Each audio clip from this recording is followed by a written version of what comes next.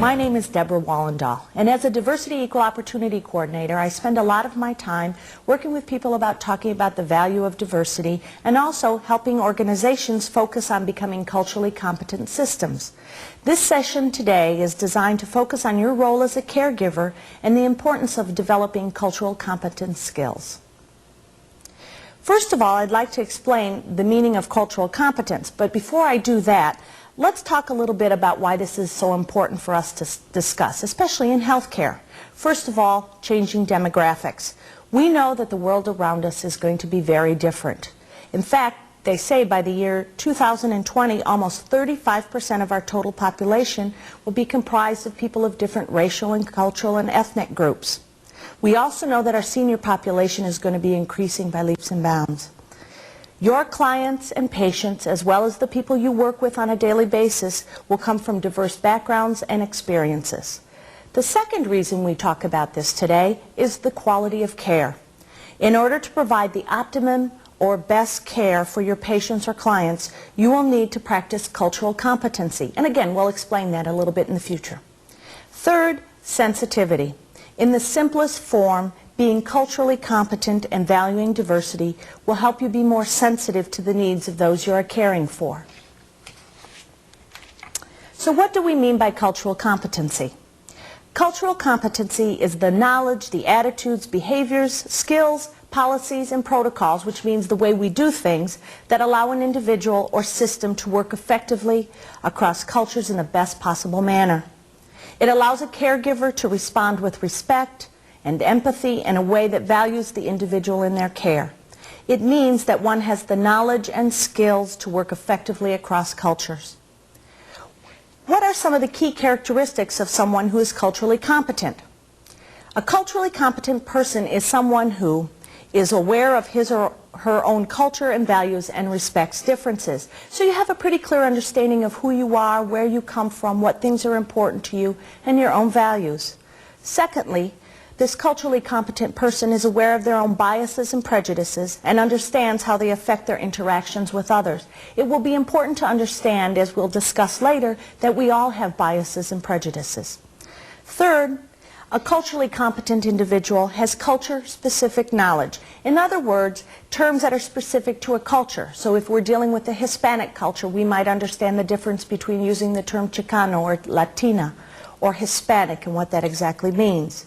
Fourth, and I think one of the most important, a culturally competent individual can communicate effectively. That might not only be listening, but understanding and being able to effectively speak with people of different cultures. Fifth, the culturally competent individual is able to build strong cross-cultural relationships. That's going to be important as you're dealing with specific individuals because you're going to need to establish trust and rapport with those individuals. And sometimes that will create some challenges for you, but again, the culturally competent individual has a lot of tools and skills to help them adjust to those things. Sixth, the culturally competent individual is flexible and can adapt to diversity. You have to be, in a sense, willing to go with the flow. And while in your field it will be critical to do things a certain way, there'll be important ways to deal with health care and the delivery of care to your patient or your client, at the same time you need to be able to adapt and be flexible to where that person is at that point in time based on their culture. And finally, the culturally competent individual is able and willing to be an ally to those who are different from them. And sometimes that's extremely difficult for us. We may need to come up and be an advocate for an individual who cannot speak for themselves. We may need to be there to be supportive and to help that person try to communicate to others around them. So I think it's also important in this next phase that we start talking about some of the barriers to becoming culturally competent or to valuing diversity. First of all, realize that all of us have biases, prejudices, and stereotypes about other groups. We'd like to think we're not, but we need to realize that we are. We're not born with them, we develop them over a period of time. So what do we mean by those three terms? Number one, a bias is what we call a mental determination of someone.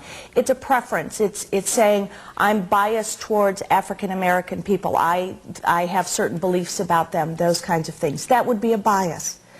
When someone has a prejudice against an individual, a group, or a race, it means they have formed an opinion about them before they even have the facts. We've made a judgment. It is a dislike or even a hostile attitude towards a specific culture or a group. Stereotypes, then, are the standardized or often rigid mental pictures we have in our minds about members of a group. When we act on our stereotypes, we ignore the individuality of the person who is in our care. It is really hard because sometimes we'll assume and make generalizations, and that's what happens with stereotypes. We assume that all Hispanics think alike, or we assume that all elderly people want to be treated in a certain way. And sometimes those stereotypes can get in the way, again, of treating the individual as a unique person. We all need to realize, as I said, that we have some level of biases and prejudices and stereotypes. It's how we act on them that is most important. Now, let's look at a few of the other barriers beyond those biases and prejudices and stereotypes. One of the other barriers that sometimes gets in the way of being culturally competent is a lack of real experiences. I can remember once going through a training and a young woman said to me, you know, I'm 41 years old and I've never had a conversation with anyone who is black or African American. She said, I've realized that I have a lot of beliefs about people who are African American. I've never even had a conversation with that individual.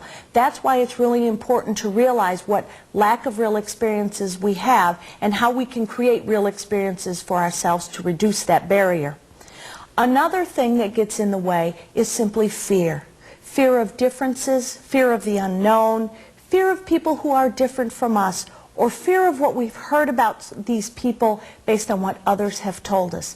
Again, we reduce the fear by increasing our real life experiences. And finally, another barrier to think about, and we'll talk about this a lot more later on in this session, is the fact that sometimes we have communication conflicts.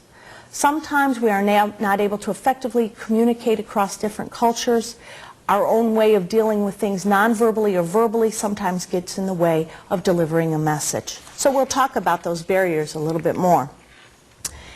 At this point, I think it also would be helpful to define two other terms as we continue to talk about cultural competency. What do we mean by the term diversity?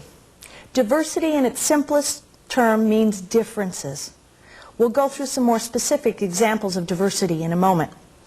Culture, on the other hand, is made up of the values, the beliefs, and traditions learned and handed down from generation to generation. We can talk about the richness, for example, of the Hispanic culture again, or we can even understand that an occupation such as healthcare or law enforcement or education can have its own culture as well. When you think of diversity, I want you to think about and have an awareness of the bigger picture. As I go through some of these different categories, think about how they might impact your work as a caregiver. For example, there is diversity of race. We know of African Americans, Asian Americans, Native Americans, and sometimes our understanding of the cultural beliefs of those races or certain things that are typical of those races might impact our ability to give care to them. There might be certain taboos for them, things that are not familiar to them, that they're not comfortable with. You need to be aware of that. Or if you have, again, some negative bias or prejudice or stereotype about one of these specific races, you have to make sure it doesn't impact the delivery of care to that individual when you're working with them. Next, ethnicity, and this follows pretty close with race. Ethnicity would be your ethnic heritage, your ancestry. We know that we're seeing an increasing number of immigrants coming into our communities.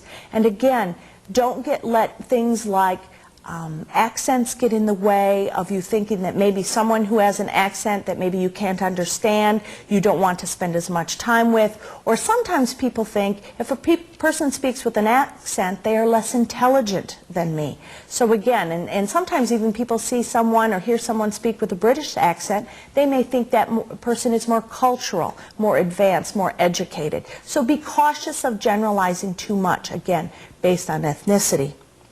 The next category we'd like to look at is disability. It's very important to remember when you're talking about an individual who has a disability that you identify them as such. This is an individual or a person who has a disability as opposed to a disabled person. We need to focus again on the individual. Oftentimes we find ourselves looking at a person with a disability and we decide what they can't do, as opposed to realizing how much skills and talents and potential this person has. Again, a person with a disability will identify for you exactly what their limitations might be. And you need to be conscious that you may need to work with hearing impaired interpreters, you may need to work with people who have physical limitations, and all of those kinds of things will help you develop a better awareness of how to treat that person with dignity and respect. The next area that we'll talk about regarding diversity is sexual orientation.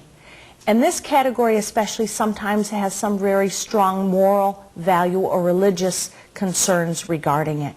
The most important thing regarding sexual orientation is to realize you may be dealing with a patient or a client who identifies himself as gay, lesbian, bisexual, and what you need to do is, again, treat this person with dignity and respect and provide the best care possible to them.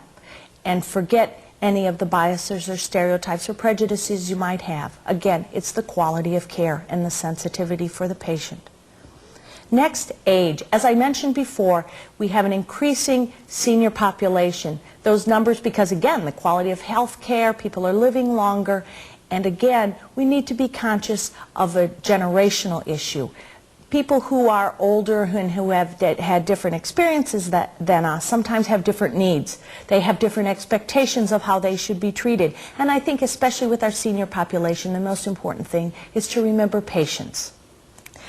The next category is gender. Now, this will be critical especially if you, for example, are a male caregiver providing care to a female or vice versa. Sometimes there might be concerns about privacy, the person feeling somewhat self-conscious about you, a person of the other gender, taking care of them. Again, be conscious and respectful of any nonverbal cues that you might identify that would be a concern. And that should help you deliver care, again, in the best possible way. The next category we'll talk about as well is socioeconomic background. And that means you might be dealing with an individual who's from a different income level than you. They might be someone who is from a very poor background or might be on welfare. Again, remember to treat them with dignity and respect. The other categories that we might sometimes look at when we talk about diversity would be religion. And in these days we have an increasing variety of religious affiliations that we need to be conscious of, especially regarding traditions and certain ways of doing things and their impression of healthcare. And then also another area is geographic. So it might be urban versus rural as far as the geographic location of where that person was raised or where they currently are from. Remember that the goal is to help you provide culturally responsive services. This can be done in 3 ways. First, develop cultural awareness. You must again examine your own biases and prejudices and understand how these impact on your interaction with culturally diverse clients or patients. 2, have cultural knowledge. What do you know about the culture of another person? Oftentimes, this can be obtained through reading or even conversations with that individual. It's okay to ask questions about a person's cultural background, maybe their religious beliefs, even other things about disabilities and any other thing that you might have a concern about. That's the best way to gain your cultural knowledge. And finally, practice cultural skills. It's important to integrate your cultural awareness and your cultural knowledge into your work. It becomes a natural process over time, and again, this really, bottom line, helps you develop culturally responsive service. Finally, I would like to talk about a very important part of developing cultural competence, communication. You must be able to effectively communicate across cultural lines, as I mentioned before. So first, let's talk about some of the barriers to effective cross-cultural communication. First, assumed similarity. Too often we believe that everybody thinks the same, is the same, because a certain person is from a specific group, that they're all going to think alike. And we also think often, and we assume, that the same gesture means the same in the English language in the United States as it would in a European country or an Asian country. Be careful. Oftentimes, Gestures and certain phrases have different meanings in different countries. Next, nonverbal communication. They tell us 70% or more of our style of communication is done nonverbally. You need to be conscious of what you look like when you're talking. Are your words matching the way your body language and your gestures, your facial expressions, and your eye contact are making? And oftentimes you need to realize not all cultures are comfortable with eye contact. So you need to be able to effectively communicate again. Next, verbal language. Is your message being understood? Is the person you're caring for clearly understanding what you're saying? Next, don't have the tendency to evaluate. That can be a true barrier. You need to not jump to conclusions or judgments about specific people. You should not dismiss or minimize where a person is at based on the evaluation you have made with them. Again, first impressions do mean a lot, but don't jump to conclusions based on those first impressions. And finally, again, as I've said many times throughout this training, preconceptions about individuals and stereotypes can be a barrier to effectively communicating across cultural lines. Now I think the most important part. Let's talk about some of those strategies to bridging those cross-cultural communication barriers. Self-awareness and consciousness of actions. Be aware of what you're doing. Know your assumptions, know your stereotypes, and I think real important, understand your own comfort level. How comfortable are you talking with someone from a different country? How comfortable are you working with a patient who has HIV/AIDS? How comfortable are you working with a person who maybe has a mental illness, is not even aware of what they're doing? You have to determine your own comfort levels. Secondly, listen with respect. Remember to give the person your full attention. I can remember in my previous life as a social worker oftentimes spending half hour to an hour with an elderly person who just wanted to talk about their family experience, everything about telling you about their grandchildren, their great-grandchildren, and every ache and pain they had. And sometimes it's really hard to listen with respect when you're worried about what you need to do in the next 5 minutes. So again, be respectful to that individual, be courteous, and try to have patience. The third thing is to develop cultural specific awareness. You need to be, as I had said to you before, have some knowledge of cultures, understand that certain taboos or values, beliefs, or mores are important to a culture. That helps if you can educate yourself. That will again help you create an awareness. And it's important as well to develop your own cultural awareness. And the fourth one is to treat people uniquely. Don't assume anything about anyone. Treat the person as an individual, take them where they're at, and focus on what their needs are at the time.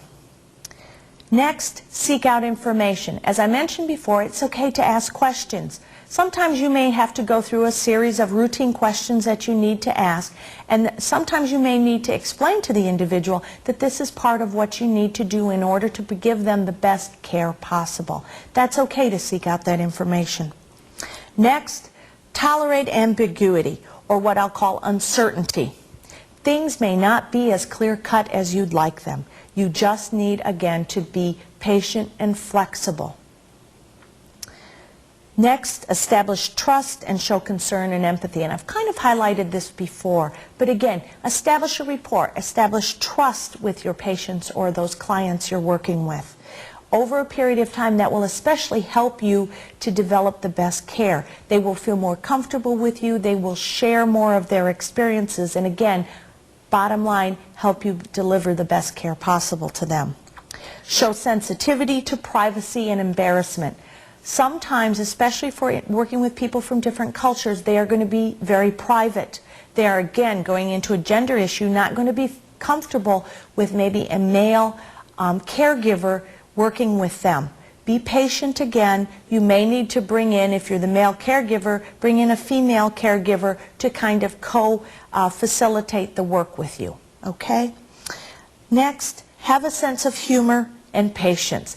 I think that's those are one of the most important things. You have to be able to laugh at yourself and not take things so seriously. Again, Being a caregiver is very important, but at the same time, if you have a sense of humor, if you have patience, that will come across in dealing with the people you're caring for. Be aware of nonverbal messages and cues. Be aware sometimes if the person is telling you that they're doing okay, everything is fine, maybe some of those nonverbal messages they're giving you aren't matching up. Or maybe you are delivering some kind of different message based on your gestures, your body movements, those kinds of things. You need to be aware of those nonverbal messages.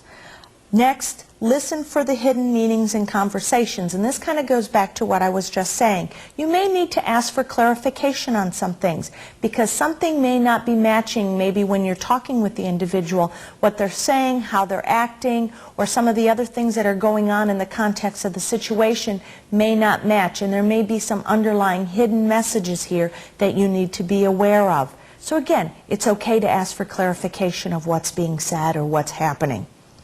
Avoid jargon. Oftentimes in healthcare we deal with technical terms. We sometimes use acronyms or abbreviations for things. It's easier for us. We're more familiar with that. Remember, people may not always understand what you're saying or what you mean by those things. You may need to go back and explain. You may need to draw a picture to help them understand a little bit more what you're saying. So again, avoid that jargon and those technical terms, especially dealing with patients and the elderly, I would think.